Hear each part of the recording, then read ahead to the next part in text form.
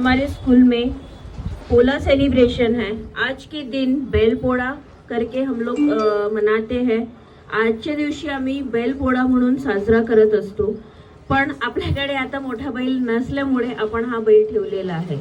तर बैलाचं महत्त्व म्हणजे असा की आधी भारतामध्ये खूप असं तकनीक नव्हते की ट्रॅक्टर्स प्रत्येक शेतकरी घेऊ शकत नव्हता, आणि आपल्या भारत देशामधले जे शेतकरी आहेत ते गरीब असल्यामुळे बैल हा मात्र एक शेतकरी करिता म्हणजे एक देवासारखा होता की त्या बैलाच्या मदताने ते काय करत होते, शेतीला धान उत्पन्न करत होते।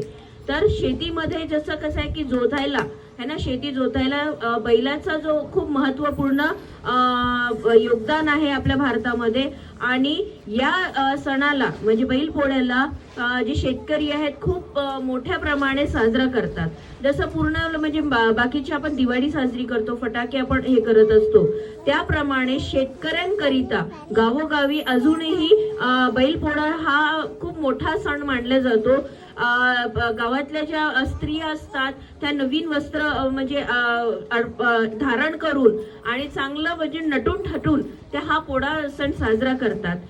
बैलाकरिता ते लोक थाल सजवतात आणि बैलाकरिता नैवेद्य पण म्हणजे पुरणपोळी जसं झालं, वडे झाले, हे ते सण असं बनवून ते साजरा करतात। आणि ते आधी बैलाला अर्पण करतात, त्याची पूजा करतात, त्याचे चरण धुवून त्याचा प्रणाम करतात, त्यानंतर हे लोक पोळा साजरा करतात।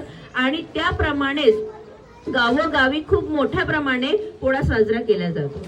आता हे तर झालं मोठ्या बैलपोळ्याचा, तर कसं छोटे छोटे बालक पण असतात जे खूप म्हणजे प्रोत्साहित असतात की आम्हाला पण करायचं, म्हणून त्यांच्याकरिता तान्हापोळा हा सण येतो। मग आधी बैलपोळा येतो आणि त्याच्याच लगेच दुसऱ्या दिवशी तान्हापोळा येतो। तान्हापोळ्याच्या दिवशी छोटे छोटे बच्चे छोटे छोटे आपले नंदी घेऊन, आणि जे बैलांचा स्वरूप असतो ते नंदी घेऊन मग घरोघरी जातात आणि आशीर्वाद म्हणून प्रत्येक व्यक्ती त्यांना काय करतो, भोजारा म्हणून आशीर्वाद म्हणून जे काही त्यांच्यानी जमते है ना, आशीर्वाद म्हणून त्यांना काही पैसे देतात, कधी खाऊ देतात, कधी चॉकलेट्स देतात है ना। तर असा त्यांना भोजारा मिळत असतो आणि त्यांना पण उत्साह असतो बच्चांना।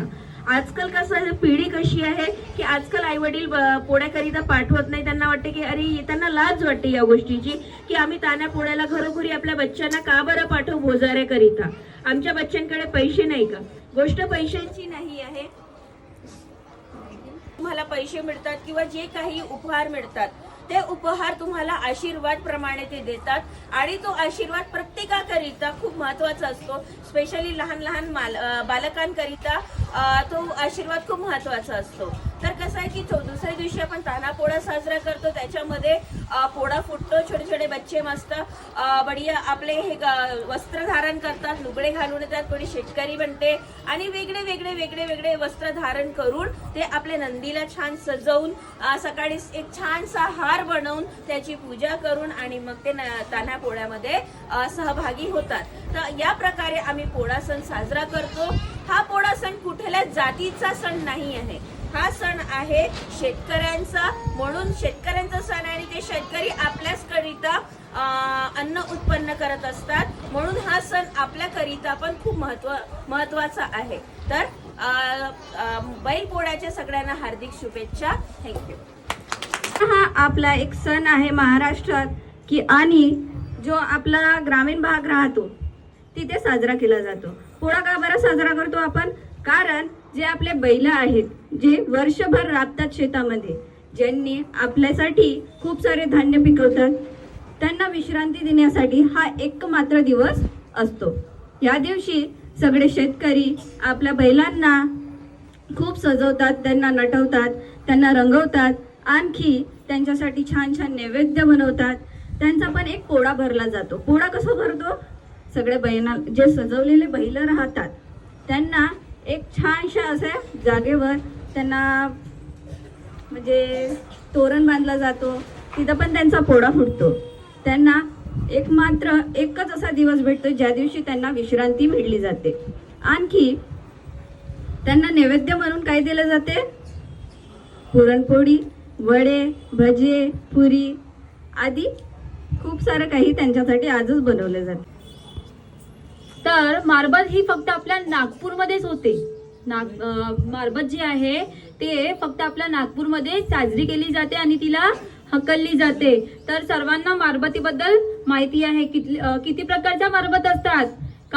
काळी मारबत असते, पिवळी मारबत असते आणि एक बळग्या असते, जे सर्वांनी बघितली की नाही सर्वांनी? हा, तर मग उद्या पण सर्वांना जायचं आहे मारबत हकलायला. तर सर्वांना माझ्याकडून बैल पोळ्याच्या आणि तांदळा पोळ्याच्या हार्दिक हार्दिक शुभेच्छा. घेऊन जा गे मारबत.